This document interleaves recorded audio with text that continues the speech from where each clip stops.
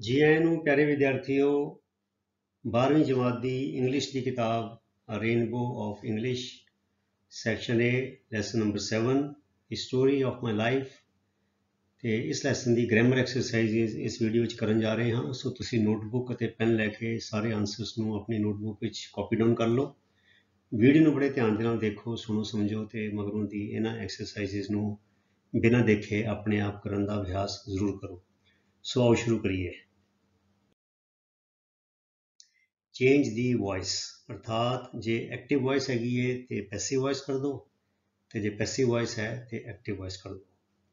ਨਿਸ਼ਾਨੀ ਹੈ ਵੀ ਬੱਚੋ ਜਿਹੜੀ ਪੈਸਿਵ ਵੌਇਸ ਹੁੰਦੀ ਹੈ ਉਹਦੇ ਵਿੱਚ ਸ਼ਬਦ ਜਿਹੜਾ ਵਰਬ ਹੁੰਦੀ ਹੈ ਉਹ ਬੀ ਦੇ ਨਾਲ ਥਰਡ ਫਾਰਮ ਹੁੰਦੀ ਹੈ ਤੇ ਬੀ ਦੇ ਅਲੱਗ-ਅਲੱਗ ਰੂਪ ਨੇ ਇਜ਼, ਐਮ, ਆਰ, ਵਾਜ਼, ਵਰ, ਬੀਨ, ਬੀਇੰਗ ਤੇ ਜਾਂ ਬੀ ਇਟਸੈਲਫ। ਤੇ ਇਹਦੇ ਨਾਲ ਜਿਹੜਾ ਥਰਡ ਫਾਰਮ ਯੂਜ਼ ਹੋਵੇ ਤੇ ਇਹਦਾ ਮਤਲਬ ਕਿ ਉਹ ਪੈਸਿਵ ਵੌਇਸ ਹੈ। ਠੀਕ ਹੈ। So do not keep bad company ਅਰਥਾਤ ਮਾੜੀ ਸੰਗਤ ਨਾ ਕਰੋ, ਭੈੜੀ ਸੰਗਤ ਨਾ ਕਰੋ, ਭੈੜੀ ਸੰਗਤ ਤੋਂ ਬਚੋ। ਮਤਲਬ ਪੰਜਾਬੀ 'ਚ ਸਿੱਧਾ ਕਹਿੰਦੇ ਆ ਤੇ ਇੰਗਲਿਸ਼ ਵਿੱਚ ਕਹਾਂਗੇ do not keep bad company. ਤੇ ਕਿਉਂਕਿ ਇਹ ਇੰਪੈਰੇਟਿਵ ਸੈਂਟੈਂਸ ਹੈਗਾ, ਇਹ 'ਚ ਕੋਈ ਸਲਾਹ ਦਿੱਤੀ ਜਾ ਰਹੀ ਹੈ, ਹਿਦਾਇਤ ਦਿੱਤੀ ਜਾ ਰਹੀ, ਤੇ ਫਿਰ ਇਹਨਾਂ ਨੂੰ ਇੱਦਾਂ ਕਿਹਾ ਜਾਂਦਾ ਹੈ ਪੈਸਿਵ ਵੌਇਸ ਵਿੱਚ you are advised not to keep bad company, ਤੁਹਾਨੂੰ ਮਾੜੀ ਸੰਗਤ ਨਾ ਕਰਨ ਦੀ ਸਲਾਹ ਦਿੱਤੀ ਜਾਂਦੀ ਹੈ। ਫਿਰ they will have missed the train, ਜਿੱਥੇ ਵਿਲ ਹੈਵ ਆ ਜਾਏ ਬੱਚਿਓ ਉੱਥੇ ਫਿਰ ਹੈਵ ਬੀਨ ਨਾਲ ਲੱਗ ਜਾਂਦਾ ਹੈ। ਦੇਖੋ ਇੱਥੇ ਲੱਗੇਗਾ, ਸੋ ਵਿਲ ਹੈਵ ਮਿਸਡ ਦਾ ਬਣ ਜਾਏਗਾ ਵਿਲ ਹੈਵ ਬੀਨ ਮਿਸਡ। ਠੀਕ ਹੈ, ਪੈਸਿਵ ਵੌਇਸ ਵਿੱਚ। ਸੋ ਇਹ ਆਪਣਾ ਆਬਜੈਕਟ ਹੈਗਾ ਦੀ ਟ੍ਰੇਨ ਤੇ ਦੇ ਦਾ ਬਣ ਜਾਏਗਾ ਬਾਈ ਦੈਮ, ਸੋ ਇਹ ਬਣ ਜਾਏਗਾ the train will have been missed by them. ਫਿਰ ਆ ਗਿਆ I shall not show you my book, ਮੈਂ ਤੁਹਾਨੂੰ ਆਪਣੀ ਕਿਤਾਬ ਨਹੀਂ ਦਿਖਾਵਾਂਗਾ ਜਾਂ ਆਪਣੀ ਕਿਤਾਬ ਨਹੀਂ ਦਿਖਾਵਾਂਗੀ। ਸੋ ਜਦੋਂ ਸ਼ੈਲ ਨਾਟ ਹੋਏ ਤੇ ਫਿਰ ਕੀ ਬਣ ਜਾਂਦਾ ਹੈ, ਸ਼ੈਲ ਨਾਟ ਸ਼ੋ ਆਪਣੀ ਫਸਟ ਫਾਰਮ ਹੈਗੀ ਹੈ ਵਰਬ ਦੀ, ਤੇ ਬਣ ਜਾਂਦਾ ਵਿਲ ਨਾਟ ਜਾਂ ਸ਼ੈਲ ਨਾਟ ਹੀ ਰਹੇਗਾ ਜਾਂ ਵਿਲ ਨਾਟ, ਜ਼ਿਆਦਾਤਰ ਪੈਸਿਵ ਵਿੱਚ ਵਿਲ ਨਾਟ ਹੋ ਜਾਏਗਾ ਕਿਉਂਕਿ ਆਈ ਜਿਹੜਾ ਪ੍ਰੋਨਾਊਨ ਚੇਂਜ ਹੋ ਜਾਂਦਾ ਨਾ ਇਸ ਕਰਕੇ। So will not be shown, shall not be, shall be, can not be, well, ਫਿਰ ਆਪਣਾ ਜਿਹਦਾ should be, should not be, ਜਿੱਥੇ ਇੱਦਾਂ ਇਹਦੇ ਨਾਲ ਬੀ ਲੱਗ ਜਾਂਦਾ ਹੈ। ਸੋ ਸ਼ੈਲ ਨਾਟ ਸ਼ੋ ਦਾ ਬਣ ਜਾਏਗਾ will not be shown. So my book will not be shown to you by me, I ਦਾ ਬਣ ਜਾਏਗਾ ਬਾਈ ਮੀ। ਠੀਕ ਹੈ। You are to help him, ਤੈਨੂੰ ਉਹਦੀ ਹੈਲਪ ਕਰਨੀ ਪੈਣੀ ਹੈ ਜਾਂ ਤੈਨੂੰ ਉਹਦੀ ਹੈਲਪ ਕਰਨੀ ਚਾਹੀਦੀ ਹੈ। ਸੋ ਇਹਨੂੰ ਅਸੀਂ ਤਿੰਨ ਢੰਗ ਨਾਲ ਪੈਸਿਵ ਵੌਇਸ ਵਿੱਚ ਲਿਖ ਸਕਦੇ ਹਾਂ। ਹੀ ought to be helped by you, ਅਰਥਾਤ ਉਹਦੀ ਤੇਰੇ ਦੁਆਰਾ ਮਦਦ ਕੀਤੀ ਜਾਣੀ ਚਾਹੀਦੀ ਹੈ, ਜਾਂ let he be helped by you, ਉਹਦੀ ਤੇਰੇ ਦੁਆਰਾ ਮਦਦ ਕੀਤੀ ਜਾਏ। ਇੱਦਾਂ ਵੀ ਕਹਿ ਸਕਦੇ ਹਾਂ you are urged, ਵੀ ਤੈਨੂੰ ਇੱਕ ਮਤਲਬ ਕਿ ਪੁਸ਼ ਕੀਤਾ ਜਾਂਦਾ ਹੈ, ਤੈਨੂੰ ਮਤਲਬ ਕਿ ਪ੍ਰੇਰਨਾ ਕੀਤੀ ਜਾਂਦੀ ਹੈ ਕਿ ਤੂੰ ਉਹਦੀ ਮਦਦ ਕਰ। So you are urged to help him। ਸੋ ਇਹ ਤਿੰਨ ਰੂਪ ਵਿੱਚ, ਤਿੰਨ ਢੰਗ ਦੇ ਨਾਲ ਅਸੀਂ ਇਹ ਪੈਸਿਵ ਵੌਇਸ ਬਣਾ ਸਕਦੇ ਹਾਂ। ਅੱਗੇ ਚਲੀਏ। ਅੱਛਾ ਬੱਚਿਓ, ਮੈਂ ਤੁਹਾਨੂੰ ਦੱਸ ਦਵਾਂ ਇਹਦੇ ਨਾਲ ਨਾਲ ਹੀ ਇਹ ਕਰਦੇ ਮੈਨੂੰ ਯਾਦ ਆ ਰਿਹਾ ਕਿ ਇਸੀ ਚੈਨਲ ਦੇ ਉੱਤੇ ਚਟਸਾਲ ਕੈਪਟਨ ਯਸ਼ਪਾਲ ਸਿੰਘ ਦੇ ਉੱਤੇ ਤੁਸੀਂ ਪਲੇਲਿਸਟਾਂ ਵਿੱਚ ਜਾਓ ਤੇ ਤੁਹਾਨੂੰ ਵੱਖ-ਵੱਖ ਪਲੇਲਿਸਟਾਂ ਮਿਲਣਗੀਆਂ। ਉਹ 'ਚ ਮਿਲੇਗੀ 8th grammar, 9th grammar, 10th grammar ਅਤੇ 11th 12th ਗ੍ਰਾਮਰ। ਇਹ ਪਲੇਲਿਸਟਾਂ ਵਿੱਚ ਜਿਹੜੀ ਤੁਹਾਡੀ ਗ੍ਰਾਮਰ ਦੀ ਕਿਤਾਬਾਂ ਨੇ ਉਹ 'ਚ change of narration, active passive voice ਤੇ ਜਿੱਦਾਂ direct voice, indirect speech, direct speech ਤੇ ਐਕਟਿਵ ਪੈਸਿਵ ਦੀ ਇਹ ਸਾਰੀ ਕਲਾਸਿਸ ਦੀ 8th 9th 10th 11th 12th ਦੀ ਸਾਰੀਆਂ ਐਕਟਿਵ ਪੈਸਿਵ ਵੌਇਸ ਦੀ ਮੇਰੇ ਕੋਲ ਮੈਂ ਐਕਸਰਸਾਈਜ਼ਸ ਪੂਰੀਆਂ ਕਰ ਦਿੱਤੀਆਂ ਨੇ। ਤੇ ਜੇ ਤੁਸੀਂ ਉਹਨਾਂ ਨੂੰ ਵੀ ਦੇਖੋ ਤੇ ਤੁਹਾਡਾ ਅਭਿਆਸ ਬਹੁਤ ਜ਼ਿਆਦਾ ਵਧੀਆ ਹੋ ਜਾਏਗਾ ਤੇ ਉਹਦੇ ਵਿੱਚ ਹਰ ਕਿਸਮ ਦੇ ਸੈਂਟੈਂਸ ਜਿਹੜੇ ਨੇ ਕਵਰ ਕਰ ਦਿੱਤੇ ਗਏ ਨੇ ਤੇ ਉਹਦਾ ਤੁਸੀਂ ਲਾਹਾ ਰੱਜ ਕੇ ਲੈ ਸਕਦੇ ਹੋ। ਸੋ ਪੰਜਵਾਂ ਆ ਗਿਆ ਹੂ ਇਨਵੈਂਟਡ ਦੀ ਗ੍ਰਾਮੋਫੋਨ। ਇਨਵੈਂਟ ਮੈਨੇ ਕਾਰਡ ਕੱਢਣੀ, ਇਨਵੈਂਟਡ ਕੀਤਾ। ਸੋ ਇਨਵੈਂਟਡ ਦਾ ਬਣ ਜਾਏਗਾ ਕਿ ਇਹ ਪਾਸਟ ਟੈਂਸ ਹੈਗਾ, ਸਿੰਪਲ ਪਾਸਟ ਤੇ ਬਣ ਜਾਏਗਾ ਵਾਜ਼ ਇਨਵੈਂਟਡ। ਠੀਕ ਹੈ, ਵਾਜ਼ ਇਨਵੈਂਟਡ। ਤੇ ਹੂ ਸਵਾਲ ਹੈਗਾ ਇਸ ਕਰਕੇ ਸਟਾਰਟ ਹੋਏਗਾ ਬਾਈ ਹੂਮ, ਵਾਜ਼। ਫਿਰ ਹੈਗਾ ਦੀ ਗ੍ਰਾਮੋਫੋਨ ਇਨਵੈਂਟਡ, ਬਾਈ ਹੂਮ ਵਾਜ਼ ਦੀ ਗ੍ਰਾਮੋਫੋਨ ਇਨਵੈਂਟਡ, ਅਰਥਾਤ ਗ੍ਰਾਮੋਫੋਨ ਦੀ ਕਾਰਡ ਕਿਹਦੇ ਦੁਆਰਾ ਕੱਢੀ ਗਈ। ਫਿਰ ਆ ਗਿਆ ਅਗਲਾ ਆਈ ਵਾਜ਼ ਗਿਵਨ ਯੂਅਰ ਮੈਸੇਜ ਬਾਏ ਹਿਮ। ਸੋ ਹੁਣ ਦੇਖੋ ਇੱਥੇ ਵਾਜ਼ ਗਿਵਨ ਹੈਗਾ ਤੇ ਵਾਜ਼ ਕਿਹਦਾ ਰੂਪ ਹੈ ਬੀ ਦਾ ਤੇ ਗਿਵਨ ਥਰਡ ਫਾਰਮ ਹੈ। ਇਹਦਾ ਮਤਲਬ ਕਿ ਇਹ ਪੈਸਿਵ ਵੌਇਸ ਹੈ ਇਹ ਵਾਲਾ ਸੈਂਟੈਂਸ, ਤੇ ਅਸੀਂ ਹੁਣ ਇਹਨੂੰ ਐਕਟਿਵ ਵੌਇਸ ਵਿੱਚ ਕਨਵਰਟ ਕਰਨਾ। ਸੋ ਇਹਦਾ ਦੋ ਢੰਗ ਨਾਲ ਕਹਿ ਸਕਦੇ ਹਾਂ। He gave me your message, was given ਦਾ ਬਣ ਜਾਏਗਾ ਗੇਵ। ਠੀਕ ਹੈ, तो यहाँ he gave your message to me, ठीक है, दोनों ढंग नाल असीं कह सकते। फिर आ गया ओपन द डोर, बूहा खोलो। हुण भी बच्चों इंपैरेटिव सेंटेंस से हिदायत दी जा रही है, सो इनू असीं तीन ढंग दे नाल कह सकते हैं। Light the door B opened, अर्थात दरवाज़ा खोल दिता जाए, बूहा खोल दिता जाए। या जे किसी अपने जूनीयर नू, सबऑर्ਡੀनेट नू कह रहे हैं तो फिर असीं कहांगे you are order to open the door, तैनू बूहा खोलण दा हुक्म दिता जाता है। तो या कोई अपना हम साथी होवे तो या कोई मतलब कि जे ऑर्डर ना होवे तो हिदायत की गल होवे तो असीं कह सकते हैं you are instructed to open the door, अर्थात तुहानू बूहा खोलण की हिदायत दी जाती है। So what do you want, तुसीं की चाहुंदे हो। What is wanted by you, do, क्योंकि यह प्रेजेंट टेंस है, सो यदा बन जाएगा डू यू वांट दा बन जाएगा इज़ वांटेड, तो यू बाय ते what is wanted by you, what दा वट ही रहेगा, ठीक है। जिहदा हू दा बाय हूम, जिहड़े सवाल होने इंटैरोगेटिव होण, ਇਹ ਸਾਰੀਆਂ ਗੱਲਾਂ ਬੱਚੋ डिटेल ਦੇ ਵਿੱਚ ਜਿਹੜੀਆਂ ਨੇ, ਜਿਹੜੇ मैं कह रहा 8th 9th 10th की ग्रामर की किताब ਵਿੱਚ ਜਿਹੜੀਆਂ एक्टिव पैसिव वॉइस ਦੇ ਲੈਸਨ ਨੇ, ਉਹ 'ਚ ਨਾ टाइप्स ऑफ सेंटेंसिस की एक्सरसाइज बनी हुई हैं, जिदा एफर्मेटिव सेंटेंसिस की वक्री, फिर नैगेटिव सेंटेंसिस, फिर इंपैरेटिव सेंटेंसिस, फिर इंटैरोगेटिव सेंटेंसिस। सो इस तरह करके तुहानू वो काफ़ी अच्छा अभ्यास हो जाएगा। अगे चलिए, the fire will have destroyed the house. Will have जिथे आ जाए so will have been destroyed बन जाएगा, will have been destroyed. So the house will have been destroyed by the fire. We ought to love our country, ought to, ought ਦੇ ਬਾਅਦ ਹਮੇਸ਼ਾ to ਹੁੰਦਾ ਹੈ। ਸੋ ਇਹਦਾ ਨੇੜਲਾ ਜਿਹੜਾ ਸਾਥੀ ਹੈ ਅਰਥ ਵਿੱਚ ਅਸੀਂ ਕਹਿ ਸਕਦੇ ਹਾਂ ought to ਦੀ ਜਗ੍ਹਾ should ਲਿਖ ਸਕਦੇ ਹਾਂ, ਠੀਕ ਹੈ। we should love our country, we ought to love our country, ਤੇ ਬਣ ਜਾਏਗਾ ਜਿੱਥੇ should ਆ ਜਾਏ should be ਬਣ ਜਾਂਦਾ ਹੈ, should be loved, ਤੇ ought to ਆ ਜਾਏ ਤੇ ought to be loved। so our country ought to be loved by us। ਅੱਗੇ ਚਲੀਏ, do as directed, ਅਰਥਾਤ ਜਿਵੇਂ ਕਿਹਾ ਗਿਆ ਹੈ, जिवें निर्देश दिते गए हैं, जिवें हिदायत दी गई है उवें करो। सो ये निर्देश ने बच्चों ब्रैकेट के दिते हुए हैं। सो पहला दा है कहते fill up the blank with an infinitive. Infinitive सानू पता बच्चों दो रूप च होंदा है, एक तो वर्ब की फस्ट फॉर्म कली दी कली जिन्हों कहने बेयर इनफिनिटिव, तो या फिर जी फस्ट फॉर्म वर्ब टू के नाल आती है, टू प्लस फस्ट फॉर्म, उन्होंने असीं टू इनफिनिटिव कह देना, टू प्लस इनफिनिटिव या बेयर इनफिनिटिव, ठीक है। सो फॉरगिव, माफ़ करना, he is slow to forgive, अर्थात यदा मतलब कि वह माफ़ी करने विच मतलब माफ़ी सहजे कीते नहीं दिंदा। पंजाबी असीं कह दिंदे आ कि जब पंगा पै जाए, गुस्से हो जाए या कोई गलती कोई कर दे तो कहते वो सहजे कीते माफ़ी नहीं करता, माफ़ी नहीं दिंदा। सो इन्हूं इंग्लिश कहोगे he is slow to forgive, ठीक है। फिर I am sorry to hear this, इत्थे भी इनफिनिटिव भरना है, सो टू हीयर आएगा। जिद्दां पंजाबी जिसले कोई सानू माड़ी खबर सुनावे कि जिदा कोई अकाल चलाना कर गया, किसी का कोई हादसा वापर गया, किसी का बहुत बड़ा नुकसान हो गया, सानू सुनांदा तो असीं की कहने, कहते सुन के बड़ा अफसोस होया, बड़ी माड़ी गल है। तो इंग्लिश में इस गल नूं किद्दां कह सकते हैं, I am sorry to hear this, मैनू यह सुन के अफसोस होया, यह खबर माड़ी है, मतलब मेरा तेरे नाल मतलब कि मैं तेरे नाल करदा सिंपैथी करदा, मैं तेरे नाल बड़ी हमदर्दी है मेरी, मैनू अफसोस होया सुन के। तो असी इंग्लिश जिदा कहते हैं I am sorry to hear this. फिर combine the following sentences using an infinitive. हुण इन्होंने स्पैसीफिकली उचेचे तौर पर मैंशन किया है कि इनफिनिटिव की वरतों करके सेंटेंसिस नूं जोड़ना है, कंबाइन करना है, क्योंकि सेंटेंसिस नूं जोड़न के होर भी तरीके होंदे ने, पर इन्होंने जो कह दिता है कि इनफिनिटिव वरतना है तो फिर असी ख्याल रखना है कि इनफिनिटिव वरत के असी दो सेंटेंसिस जोड़िए। सो इनफिनिटिव विच बच्चों ध्यान रखना की होंदा है, या तो फस्ट फॉर्म आती वर्ब की कली कली अपने आप, तो या आएगी टू दे नाल। तो जिसले असीं करांगे अभ्यास अपने पता लगता जाएगा। ही कलैक्ट्स, कट्ठियां करता है, ओल्ड स्टैम्प्स, पुरानियां टिकटां, डाक टिकटां कट्ठियां करने का कई शौक होंदा है। He collects old stamps even at great expense, मतलब कि वाधू खर्चा करके भी, वड्डा खर्चा करके भी वो पुरानियां टिकटां कट्ठियां करता है। So it is is hobby, है वह शौक है। सो इदा लिखा कंबाइन कर देंगे, it is is hobby to collect old stamps, फिर कॉमा पा के ईवन एट ग्रेट एक्सपेंस, अर्थात बहुत वड्डा खर्चा करके भी पुरानियां टिकटां कट्ठियां करना वह शौक है। फिर अगे आ गया combine the following into a single sentence. इन्होंने कंबाइन करने लिए किया, कोई शर्त नहीं लाई कि कितना कंबाइन करना। So I have no aptitude for business. Aptitude है रुचि, बिजनेस मैंने व्यापार, मेरी व्यापार करने में कोई रुचि नहीं है।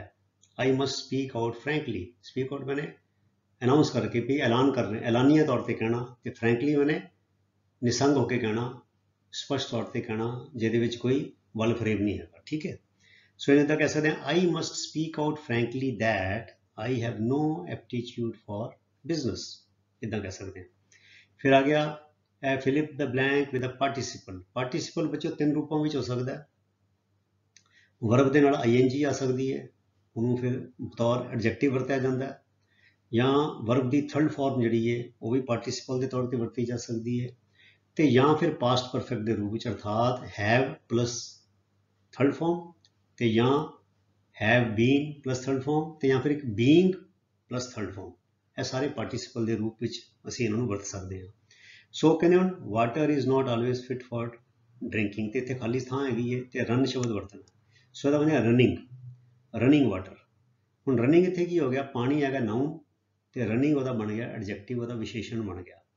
पंजाबी च इस गल नूं असीं रनिंग नूं करने वगदा होया पानी। एक तो असीं रन हुंदा दौड़ना, पर बच्चों जिद्दां हर बोली का अपना अपना एक अंदाज होंदा है, असी बिल्कुल शब्दिक अर्थ नहीं वो कर सकते। रन मैंने दौड़ना, असीं नहीं कहते दौड़दा पानी, असीं दौड़दा पानी नहीं कदी कहते पंजाबी, असीं कहने वगदा पानी। ठीक है, सो यह कहना चाहते हैं running water is not always fit for drinking. Fit for drinking मैंने पीण योग नहीं हुंदा वगदा। सो पंजाबी च असीं कह दिंदे हां कि वगदा पानी हमेशा, ऑलवेज आ गया ना, हमेशा पीण योग नहीं हुंदा। वगदा पानी हमेशा पीण योग नहीं हुंदा, अर्थात वो भी सेहत लिए हानिकारक हो सकता है। सो अंग्रेजी कह दें वगदे पानी, running water is not always fit for drinking. Fit for drinking यानी पीण योग। फिर अगे आ गया बाय द विंड ते कैरी, तो इतने खाली थां है। Seeds are scattered far and wide, carried by the wind अर्थात नेरी द्वारा चक्के हुए, नेरी द्वारा उड़ाए हुए बीज जड़े ने are scattered far and wide. बीज जड़े ने, बीज ने वो दूर दूर तक खिलार दिते जाते हैं, अर्थात हनेरियां फुलों तो, डोडियां तो, पता मतलब चीज़ां जोड़े बीज ने निक्के निक्के उड़ा के ले जांदियां ते खिलरदे ने बीज, तो फिर फसलां या जोड़े बूटे ने उगते हैं बहुत सारे। अगे चलिए, combine the following sentences using a participle. हुण इत्थे पार्टिसिपल वरतना। ठीक है, ही वॉज डिससैटिस्फाइड अर्थात वो खुश नहीं सी, वो संतुष्ट नहीं सी। ही रिजाइंड हिज पोस्ट, उन्हें अपने अहुदे तो इस्तीफा दे दिता। सो यह बनेगा बीइंग डिससैटिस्फाइड अर्थात असंतुष्ट होने करके। ही रिजाइंड फ्रॉम हिज पोस्ट, उन्हें अपने अहुदे तो इस्तीफा दे दिता।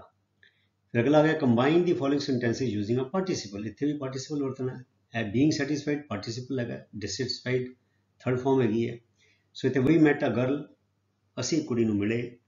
She was carrying a basket of flowers, उन्हें फुलों की टोकरी चुकी हुई सी। सो इन्हों कि करेंगे कंबाइन कि करेंगे, we met a girl carrying a basket of flowers. तो इतने गर्ल जी carrying a basket of flowers कि गर्ल नूं एक किस्म का एडजैक्टिव क्लॉज है। ठीक है, so we met a girl carrying a basket of flowers. So simple. ठीक है ना, पार्टिसिपल के नाल असीं जिहड़ा कैरिंग है बच्चों यह बन गया तुहाडा पार्टिसिपल। सो इत्थे आ गया हुण he is fond of swimming. Swim वरतना है, स्विम मैंने तरना। Fill up the blank with gerund. Gerund विच भी बच्चों ING लगता है वर्ब के नाल, पर नाउन के तौर पर वरत्या जाता है। So he is fond of swimming, वो तरन का शौकीन है। Are you afraid of his hearing you. हुण देखो भाई यह भी जिरुंड है। हिज हेयरिंग वह सुन लैना, यू तेनू, अर्थात मतलब कि की कहना चाहते हैं, are you afraid of his hearing you अर्थात कि तू इस गल तो डर रहा है कि तेनू वो बोलते नूं सुन ना लवे, तेरी गलबात ना सुन लवे, तू इस करके हौली बोल रहे हैं या इस करके कहना नहीं चाहता, दसना नहीं चाहता। आर यू अफरेड ऑफ किस गल तो डरे हुए हैं, हिज हेयरिंग यू, ओदा तेनू सुन लैना। सो यह जी हिज हेयरिंग यू यदा मतलब है ओदा सुन लैना। की सुन लैना, तेनू सुन लैना, तेरी गलबात करदे नूं सुन लैना। ਸੋ ਪੰਜਾਬੀ 'ਚ ਅਸੀਂ ਕਹਿੰਦਾ ਵੀ ਤੂੰ ਕੀ ਗੱਲ ਵੀ ਹੌਲੀ ਤਾਂ ਬੋਲ ਰਿਹਾ, ਇੱਥੇ ਕਹਿਣਾ ਨਹੀਂ, ਜਾਂ ਤੈਨੂੰ ਡਰੇ ਕਿਤੇ ਤੈਨੂੰ ਬੋਲਦੇ ਨੂੰ ਸੁਣ ਨਾ ਲਵੇ, ਤੇਰੀ ਗੱਲ ਨਾ ਸੁਣ ਲਵੇ। ਸੋ ਇਨ ਇੰਗਲਿਸ਼ ਕਵਾਂਗੇ are you afraid of his hearing you. ਅੱਗੇ ਚੱਲੀ ਫਿਰ ਕਹਿੰਦਾ ਥਰਡ ਪਾਰਟ ਆ ਗਿਆ ਡੂ ਐਜ਼ ਡਾਇਰੈਕਟਡ। ਇੱਥੇ ਵੀ ਬੱਚੋ ਕਿਹਾ ਹੈ ਜਿਵੇਂ ਦੱਸਿਆ ਗਿਆ ਉਵੇਂ ਕਰੋ। ਸੋ ਜਿਹੜੇ ਜੋ ਹਿਦਾਇਤਾਂ ਦਿੱਤੀਆਂ ਉਹ ਬ੍ਰੈਕਟ ਵਿੱਚ ਦਿੱਤੀਆਂ ਹੋਈਆਂ। The news was too good to be true, remove too, ਇਹਨੂੰ ਟੂ ਨੂੰ ਰਿਮੂਵ ਕਰਨਾ। ਇਹ ਵੀ ਬੱਚੇ ਬੜੇ ਅੰਗਰੇਜ਼ੀ ਦਾ ਅਭਿਆਸ ਕਰਨ ਲਈ ਇਹ ਬੜੇ ਆਉਂਦੇ ਨੇ ਇੱਦਾਂ ਦੇ ਸੈਂਟੈਂਸ। ਸੋ ਜਦੋਂ ਇੱਦਾਂ ਹੋਵੇ ਤਾਂ ਇੱਦਾਂ ਕਰਨਾ ਹੈ ਦੀ news was so good that it could not be true, ਅਰਥਾਤ ਖਬਰ ਇੰਨੀ ਵਧੀਆ ਸੀ, ਸੁਣਨ ਨੂੰ ਲੱਗਦੀ ਸੀ ਕਿ ਉਹ ਸੱਚੀ ਨਹੀਂ ਜਾਪਦੀ ਸੀ, ਸੱਚੀ ਨਹੀਂ ਹੋ ਸਕਦੀ ਸੀ। ਫਿਰ ਅਗਲਾ ਆ ਗਿਆ it is better to starve than beg. Starve ਹੁੰਦਾ ਭੁੱਖੇ ਮਰਨਾ, ਬੈਗ ਹੁੰਦਾ ਭੀਖ ਮੰਗਣੀ। ਸੋ ਇਹਦਾ ਕਹਿੰਦੇ it is better to starve than beg, ਅਰਥਾਤ ਭੀਖ ਮੰਗਣ ਨਾਲੋਂ ਭੁੱਖੇ ਮਰ ਜਾਣਾ ਚੰਗਾ ਹੈ। ਕਹਿੰਦੇ change the degree of comparison. ਹੁਣ ਇਹ ਬੱਚੋ ਡਿਗਰੀ ਬੈਟਰ ਕੀ ਹੈ, ਕੰਪੈਰੇਟਿਵ ਡਿਗਰੀ ਹੈ। 3 ਡਿਗਰੀਆਂ ਹੁੰਦੀਆਂ ਐਡਜੈਕਟਿਵ ਦੀਆਂ। ਇੱਕ ਹੁੰਦੀ ਪੋਜ਼ਿਟਿਵ ਸਿੰਪਲ, ਜਦੋਂ ਇੱਕ ਬੰਦੇ ਦਾ ਇੱਕ ਆਈਟਮ ਦਾ ਇੱਕ ਕਿਸੇ ਗੱਲ ਦਾ ਜ਼ਿਕਰ ਆਵੇ ਤੇ ਜੋ ਦੋ ਦਾ ਤੁਲਨਾ ਕਰਨੀ ਹੋਵੇ ਫਿਰ ਅਸੀਂ ਬੈਟਰ, ਮੋਰ, ਹਾਇਰ, ਹੈਵੀਅਰ, ਲਾਈਟਰ ਇੱਦਾਂ ਵਰਤਦੇ ਹਾਂ, ਠੀਕ ਹੈ। ਤੇ ਜਦੋਂ ਦੋ ਤੋਂ ਵੱਧ ਹੋਣ ਤੇ ਸਭ ਤੋਂ ਸ਼ਿਖਰਲਾ ਕਹਿਣਾ ਹੋਵੇ ਫਿਰ ਦੀ ਬੈਸਟ, ਦੀ ਹਾਈਐਸਟ, ਦੀ ਹੈਵੀਐਸਟ, ਦੀ ਲਾਈਟੈਸਟ, ਉਹਨੂੰ ਸੁਪਰਲੇਟਿਵ ਡਿਗਰੀ ਕਹਿੰਦੇ ਆ। ਸੋ ਕਹਿੰਦੇ ਇਹ ਬੈਟਰ ਜਿਹੜਾ ਹੈਗਾ ਇਹ ਹੁਣ ਤੁਸੀਂ ਕੰਪੈਰੇਟਿਵ ਡਿਗਰੀ ਨਹੀਂ ਵਰਤਣੀ, ਦੂਜੀ ਡਿਗਰੀ ਵਰਤ ਕੇ ਇਹ ਸੈਂਟੈਂਸ ਨੂੰ ਲਿਖੋ। ਇਹ ਵੀ ਬੜਾ ਬੱਚੋ ਇੰਟਰਸਟਿੰਗ ਹੈਗੇ ਨੇ ਇੱਦਾਂ ਦੇ ਸਵਾਲ ਜਿਹੜੇ ਹੁੰਦੇ ਨੇ। ਸੋ ਇੱਦਾਂ ਕਹਿ ਦਾਂਗੇ begging is not as good as starving. ਹੁਣ ਦੇਖੋ ਮੈਂ ਬੈਟਰ ਨਹੀਂ ਵਰਤਿਆ, ਗੁੱਡ ਵਰਤਿਆ, ਪੋਜ਼ਿਟਿਵ ਡਿਗਰੀ ਵਰਤੀ ਹੈ, ਠੀਕ ਹੈ। So begging is not as good as starving, ਇੱਕ ਤਾਂ ਇੱਦਾਂ ਲਿਖ ਸਕਦੇ ਹਾਂ। ਤੇ ਦੂਜਾ ਮੈਂ ਇੱਦਾਂ ਲਿਖ ਸਕਦਾ to beg is not as good as to starve, ਮੈਂ ਇੱਦਾਂ ਵੀ ਲਿਖ ਸਕਦਾ। ਜਾਂ it is not as good to beg as to starve. So ਇਹ ਸਭ ਤੋਂ ਸੌਖਾ ਹੈ, begging is not as good as starving. ਤੇ ਦੋ ਮੈਂ ਹੋਰ ਸੋਚ ਕੇ ਮੈਂ ਲਿਖਣ ਦਾ ਯਤਨ ਕੀਤਾ ਕਿ ਇਹ ਤਰੀਕਾ ਵੀ ਹੈ। ਇਹ ਸਾਨੂੰ ਪਤਾ ਹੋਣਾ ਚਾਹੀਦਾ ਬੱਚੋ, ਜਿੰਨਾ ਜ਼ਿਆਦਾ ਅਸੀਂ ਅਭਿਆਸ ਕਰਾਂਗੇ ਉਹਨਾਂ ਸਾਡੀ ਦਿਮਾਗ ਦੀ ਵਰਜਿਸ਼ ਹੋਏਗੀ ਤੇ ਸਾਡਾ ਜਿਹੜਾ ਮਤਲਬ ਕਿ ਉਹ ਅਸੀਂ ਮਤਲਬ ਕਿ ਸਾਡੀ ਪ੍ਰੈਕਟਿਸ ਹੋ ਜਾਏਗੀ, will practice thinking from all possible directions, ਠੀਕ ਹੈ। ਸੋ ਇਹਦੇ ਨਾਲ ਤੁਹਾਡਾ ਜਿਹੜੇ ਸੈਂਟੈਂਸ ਬਣਾਉਣ ਦੀ ਵੀ ਅਭਿਆਸ ਜਿਹੜਾ ਹੈ ਉਹ ਵਧੀਆ ਹੋਏਗਾ। ਅੱਗੇ ਚਲੀਏ ਫਿਰ ਕਹਿੰਦੇ at the sight of the police the thief ran away, change into complex sentence. ਕਹਿੰਦੇ ਵੀ at the sight of the police, ਅਰਥਾਤ ਪੁਲਿਸ ਨੂੰ ਦੇਖ ਕੇ ਚੋਰ ਭੱਜ ਗਿਆ। ਤੈਨੂੰ ਇੱਦਾਂ ਕਵਾਂਗੇ ਦੀ ਥੀਫ ਰੈਨ ਅਵੇ ਵੈਨ ਹੀ ਸੌ ਦੀ ਪੁਲਿਸ। ਹੁਣ ਵੈਨ ਆ ਗਿਆ ਨਾ, ਤੇ ਵੈਨ ਕਰਕੇ ਕੀ ਹੋ ਗਿਆ, ਇਹ ਕੰਪਲੈਕਸ ਸੈਂਟੈਂਸ ਬਣ ਗਿਆ। ਦੀ ਥੀਫ ਰੈਨ ਅਵੇ, ਚੋਰ ਭੱਜ ਗਿਆ, ਵੈਨ ਜਦੋਂ ਹੀ ਸੌ ਦਾ ਪੁਲਿਸ, ਉਹਨੇ ਪੁਲਿਸ ਦੇਖੀ। ਜਾਂ ਅਸੀਂ ਇਹ ਚੀਜ਼ ਪਹਿਲਾਂ ਲਿਖ ਸਕਦੇ ਹਾਂ ਵੈਨ ਹੀ ਸੌ ਦਾ ਪੁਲਿਸ, ਜਦੋਂ ਉਹਨੇ ਪੁਲਿਸ ਦੇਖੀ, ਦੀ ਥੀਫ ਰੈਨ ਅਵੇ, ਚੋਰ ਭੱਜ ਗਿਆ, ਠੀਕ ਹੈ। ਇਹ ਦੋਨੋਂ ਕੰਪਲੈਕਸ ਸੈਂਟੈਂਸ ਹੈਗੇ ਨੇ। ਮਤਲਬ ਕੀ ਹੈ ਜਿਹੜੀ ਵੈਨ ਹੀ ਸੌ ਦਾ ਪੁਲਿਸ ਮੈਂ ਪਹਿਲੇ ਇੱਥੇ ਕਰ ਦਿੱਤਾ ਹੈ ਤੇ ਥੀਫ ਰੈਨ ਅਵੇ ਬਾਅਦ ਚ ਇੱਦਾਂ ਕਰਤਾ, ਇੰਨਾ ਹੀ ਫਰਕ ਹੈਗਾ। ਇੱਥੇ ਕੌਮਾ ਨਹੀਂ ਆਏਗਾ ਕੋਈ, ਪਰ ਇੱਥੇ ਕੌਮਾ ਆਏਗਾ, ਇਸ ਗੱਲ ਦਾ ਖਿਆਲ ਰੱਖਣਾ ਹੈ। ਫਿਰ ਅਗਲਾ ਆ ਗਿਆ you need not fear if you are just. Just ਮੈਨੇ ਜੇ ਤੁਸੀਂ ਇਮਾਨਦਾਰ ਹੋ, ਜੇ ਤੁਸੀਂ ਸੱਚੇ ਹੋ, ਜੇ ਤੁਸੀਂ ਕੋਈ ਗੜਬੜ ਨਹੀਂ ਕੀਤੀ, ਇਹਦਾ ਮਤਲਬ ਜਸਟ, ਠੀਕ ਹੈ। ਯੂ ਨੀਡ ਨਾਟ ਫੀਅਰ, ਤੁਹਾਨੂੰ ਡਰਨ ਦੀ ਲੋੜ ਨਹੀਂ। ਕਹਿੰਦੇ ਚੇਂਜ ਇਨਟੂ ਆ ਕੰਪਾਊਂਡ ਸੈਂਟੈਂਸ, ਠੀਕ ਹੈ। ਸੋ ਇਹਨੂੰ ਮੈਂ ਇੱਦਾਂ ਲਿਖ ਸਕਦਾ ਬੀ ਜਸਟ ਕੌਮਾ ਐਂਡ, ਹੁਣ ਇਹ ਕੰਪਾਊਂਡ ਸੈਂਟੈਂਸ ਬਣ ਗਿਆ ਐਂਡ ਪਾਤਾ ਵਿੱਚ, ਠੀਕ ਹੈ। B just and you need not fear, ਮਤਲਬ ਕਿ ਸੱਚੇ ਸੁੱਚੇ ਹੋਵੋ ਅਤੇ ਤੁਹਾਨੂੰ ਡਰਨ ਦੀ ਲੋੜ ਨਹੀਂ। ਜਾਂ ਬੀ ਜਸਟ ਐਂਡ ਫੀਅਰ ਨਾਟ, ਇੱਦਾਂ ਵੀ ਲਿਖ ਸਕਦੇ ਹਾਂ, ਸੱਚੇ ਸੁੱਚੇ ਬਣੋ ਅਤੇ ਨਾ ਡਰੋ, ਠੀਕ ਹੈ। ਸੋ ਮੈਂ ਇੱਥੇ ਨੀਡ ਹਟਾ ਦਿੱਤਾ ਹੈ, ਵੈਸੇ ਜੇ ਤੁਸੀਂ ਇਹ ਨੀਡ ਕਾਇਮ ਰੱਖਣਾ ਹੈ ਤੇ ਤੁਸੀਂ ਇਹਨੂੰ ਇੱਦਾਂ ਲਿਖ ਸਕਦੇ ਹੋ, ਠੀਕ ਹੈ। ਅੱਗੇ ਆ ਗਿਆ ਬੱਚੋ ਹਿਜ਼ ਵਿਕਟਰੀ ਇਜ਼ ਸਰਟੇਨ। ਇਹ ਸਰਟੇਨ ਕੀ ਹੈਗਾ, ਇਹ ਕਿਸਮ ਦਾ ਜਿੱਦਾਂ ਮਤਲਬ ਕਿ ਐਡਜੈਕਟਿਵ ਹੈਗਾ ਹੈ ਨਾ, ਜਾਂ ਹਾਂ ਐਡਜੈਕਟਿਵ ਹੈਗਾ, ਠੀਕ ਹੈ। Use the adverb farm of certain, ਕਹਿੰਦੇ ਹੁਣ ਇਹਨੂੰ ਐਡਵਰਬ ਯੂਜ਼ ਕਰੋ। ਐਡਵਰਬ ਦੇ ਤੌਰ ਤੇ ਐਲਵਾਈ ਜ਼ਿਆਦਾਤਰ ਲੱਗ ਜਾਂਦਾ ਹੈ। ਸੋ ਹੀ ਵਿਲ ਸਰਟੇਨਲੀ ਬੀ ਵਿਕਟੋਰੀਅਸ, ਉਹ ਨਿਸ਼ਚਿਤ ਤੌਰ ਤੇ ਜੇਤੂ ਹੋਏਗਾ। ਇੱਥੇ ਹੈਗਾ ਹਿਜ਼ ਵਿਕਟਰੀ ਇਜ਼ ਸਰਟੇਨ, ਉਸਦੀ ਜਿੱਤ ਯਕੀਨੀ ਹੈ। ਇਹਦਾ ਮਤਲਬ ਕੀ ਹੈ ਕਿ ਹਿਜ਼ ਵਿਕਟਰੀ ਇਜ਼ ਸਰਟੇਨ ਦਾ ਮਤਲਬ ਉਹਦੀ ਜਿੱਤ ਯਕੀਨੀ ਹੈ। ਤੇ ਜੇ ਇਹਦਾ ਮੈਂ ਟ੍ਰਾਂਸਲੇਟ ਕਰਾਂ ਹੀ ਵਿਲ ਸਰਟੇਨਲੀ ਬੀ ਵਿਕਟੋਰੀਅਸ, ਉਹ ਯਕੀਨੀ ਤੌਰ ਤੇ ਜੇਤੂ ਹੋਏਗਾ, ਠੀਕ ਹੈ। ਮਤਲਬ ਉਹੀ ਹੈ ਪਰ ਕਹਿਣ ਦਾ ਢੰਗ ਵੱਖਰਾ ਹੈ। ਇਹ ਤੇ ਸਰਟੇਨ ਵਰਤਿਆ ਤੇ ਇੱਥੇ ਉਹਦਾ ਮੈਂ ਐਡਵਰਬ ਵਰਤ ਦਿੱਤੀ ਸਰਟੇਨਲੀ, ਠੀਕ ਹੈ। ਇੱਥੇ ਵਿਕਟਰੀ ਨਾਊਨ ਹੈ ਤੇ ਵਿਕਟੋਰੀਅਸ ਕੀ ਬਣ ਗਿਆ, ਐਡਜੈਕਟਿਵ ਬਣ ਗਿਆ। ਹੁਣ ਅੱਗੇ ਚਲੀਏ फिर Delhi is the capital of India. Delhi Bharat की राजधानी है। It is situated on the banks of river Yamuna. Yamuna नदी का नाम है, रिवर में नदी, बैंक्स मैंने कंढे, सिचुएटेड मैंने स्थित हैगी है। ਇਹ ਜਿਹੜੀ ਹੈ ਦਿੱਲੀ ਹੈਗੀ ਹੈ ਯਮੁਨਾ ਦੇ ਕੰਢਿਆਂ ਤੇ ਹੈਗੀ ਹੈ। ਇਹਦਾ ਮਤਲਬ ਕਿ ਉਹਦਾ ਜਿਹੜਾ ਥਾਂ ਉੱਥੇ ਹੈਗੀ ਹੈ, ਉੱਥੇ ਇਹ ਸ਼ਹਿਰ ਵਸਿਆ ਹੋਇਆ। ਸੋ ਇਹਨੂੰ ਦੋ ਢੰਗ ਨਾਲ ਮੈਂ ਲਿਖਿਆ, Delhi comma the capital of India. Delhi ਜੋ ਕਿ ਇੰਡੀਆ ਦੀ ਕੈਪੀਟਲ ਹੈ, ਇਹ situated on the banks of river Yamuna. ਇੱਦਾਂ ਲਿਖ ਸਕਦੇ ਹਾਂ। ਜਾਂ ਦੀ ਇੰਡੀਅਨ ਕੈਪੀਟਲ ਐਵੇਂ ਪਹਿਲੇ ਲੈ ਲਿਆ, the Indian capital comma Delhi is situated on the banks of the river Yamuna. So ਤੁਸੀਂ ਇੱਦਾਂ ਵੀ ਲਿਖ ਸਕਦੇ ਹੋ। ठीक है, आगे चलिए। Her daughter is as beautiful as the moon. ओदी कुड़ी चंद्रमा जिन्नी सोहनी है, एज ब्यूटीफुल एज जिन्नी, ठीक है, as beautiful as the moon, चंद्रमा जिन्नी सोहनी है। हुण कहते चेंज इनटू नैगेटिव सेंटेंस। इनू मतलब नैगेटिव तौर पर लिखना है। हुण इनू दो तरीके नाल लिख सकते हैं। The moon is not more beautiful than her daughter. वो तो ज़्यादा नहीं, उन्ना ही है ना। चंद्रमा ਉਹਦੀ ਕੁੜੀ ਤੋਂ ਜ਼ਿਆਦਾ ਸੋਹਣਾ ਨਹੀਂ ਹੈ। ਜਾਂ ਮੈਨੂੰ ਇਸ ਤਰ੍ਹਾਂ ਲਿਖ ਸਕਦਾ, her daughter is not less beautiful than the moon. Negative ਵਿੱਚ ਲਿਖਣਾ ਨਾ, ਤੇ ਮੈਂ ਇਸ ਢੰਗ ਨਾਲ ਵੀ ਲਿਖ ਸਕਦਾ, ਉਸਦੀ ਕੁੜੀ ਚੰਦਰਮਾ ਤੋਂ ਘੱਟ ਸੋਹਣੀ ਨਹੀਂ ਹੈ। ਇੱਥੇ ਮੈਂ ਇੱਦਾਂ ਲਿਖ ਸਕਦਾ, ਇਹ ਕਰਤਾ ਚੰਦਰਮਾ ਉਹਦੀ ਕੁੜੀ ਤੋਂ ਜ਼ਿਆਦਾ ਸੋਹਣਾ ਨਹੀਂ ਹੈਗਾ, ਇੱਥੇ ਦੂਜੇ ਦੇ ਉਹਦੀ ਕੁੜੀ ਚੰਦਰਮਾ ਤੋਂ ਘੱਟ ਸੋਹਣੀ ਨਹੀਂ ਹੈ। ਕਿ ਨੈਗੇਟਿਵ ਵਰਤਣਾ ਸੀ, ਇੱਥੇ ਵੀ ਨੋਟ ਆ ਗਿਆ ਤੇ ਇੱਥੇ ਵੀ ਨੋਟ ਆ ਗਿਆ। ਸੋ ਬੱਚੇ ਕਾਫੀ ਇਹਦੇ ਨਾਲ ਤੁਹਾਡੀ ਇੰਗਲਿਸ਼ ਦੀ ਗ੍ਰਾਮਰ ਦੀ ਸੈਂਟੈਂਸ ਬਣਾਉਣ ਦੀ ਬਹੁਤ ਵਧੀਆ ਪ੍ਰੈਕਟਿਸ ਹੋ ਜਾਂਦੀ ਹੈ। ਤੇ ਇਹ ਸਾਰੀ ਚੀਜ਼ਾਂ ਤੁਹਾਨੂੰ ਲਿਖਤੀ ਅੰਗਰੇਜ਼ੀ, ਬੋਲਣ ਵਾਲੀ ਅੰਗਰੇਜ਼ੀ ਵਿੱਚ ਇਹ ਚੀਜ਼ਾਂ ਬਹੁਤ ਕੰਮ ਆਉਂਦੀਆਂ ਨੇ। ਪਰ ਇਹਨਾਂ ਸਾਰੀ ਚੀਜ਼ਾਂ ਨੂੰ ਤੁਸੀਂ ਰੀਝ ਦੇ ਨਾਲ, ਮਤਲਬ ਕਿ ਫੋਕਸ ਦੇ ਨਾਲ, ਸੀਰੀਅਸਲੀ ਗੰਭੀਰਤਾ ਦੇ ਨਾਲ ਪੜ੍ਹੋ ਤੇ ਇਹਨਾਂ ਦਾ ਅਭਿਆਸ ਕਰੋ। ਸੋ ਇਸੇ ਤਰ੍ਹਾਂ ਨੇਮ ਦੇ ਨਾਲ, ਉਤਸ਼ਾਹ ਨਾਲ ਆਪਣੀ ਪੜ੍ਹਾਈ ਕਰੀ ਚਲੋ। ਤੇ ਅਗਲੇ ਵੀਡੀਓ ਤੱਕ ਲਈ ਗੁੱਡ ਬਾਏ। ਤੁਹਾਡਾ ਸਾਰਿਆਂ ਦਾ ਬਹੁਤ ਬਹੁਤ ਧੰਨਵਾਦ। ਰੱਬ ਰਾਖਾ। Thank you very much.